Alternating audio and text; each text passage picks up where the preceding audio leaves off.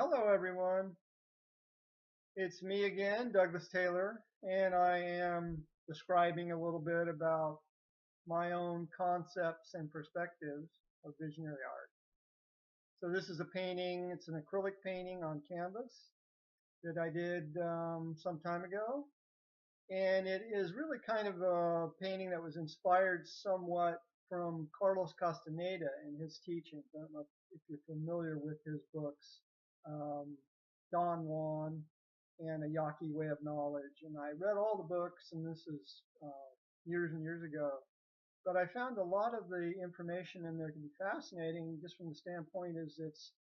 breaking away from the understanding of how reality is sort of set up within our own mind and our consciousness. And that reality really can be seen from many, many different perspectives depending on our understanding and how we have kind of gone through the experiences of our life up to this point in time, and how we have put those experiences into a particular format that has established our reality. You look in the foreground, you see the Indian chief has taken off his headdress, and that represents him giving up the ego or his identity of self. And so as he begins to understand that he is actually more than a separate entity, separated from the greater whole of a collective consciousness, so to speak, this other dimension begins to open up in the background.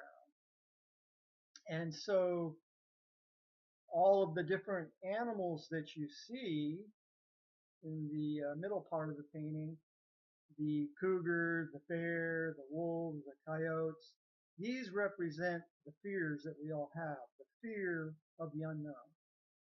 And so he has been able to overcome this fear. And as he overcomes this fear and releases himself from this identity of his own ego consciousness, that identity of self, which is separated from the collective whole of nature, then suddenly this new perspective is opened up as the stairway begins to develop from the campfire, and he is then able to take this pathway on this journey into his next step in his evolution. And so you'll see also the crow carrying the feather from the hat away is representative of how nature is always going to recycle all of the elements that come from out of its own substance. And so the substance that we have in a physical way, our physical bodies, our physical consciousness, is always going to be recycled, is always going to be reinstituted back into the nature's supply, and that can be reused and reformulated and recycled, basically. And so what isn't recycled is the actual consciousness, the spirit. And that spirit in this particular painting is moving on into its next step, into a higher developed perspective of life,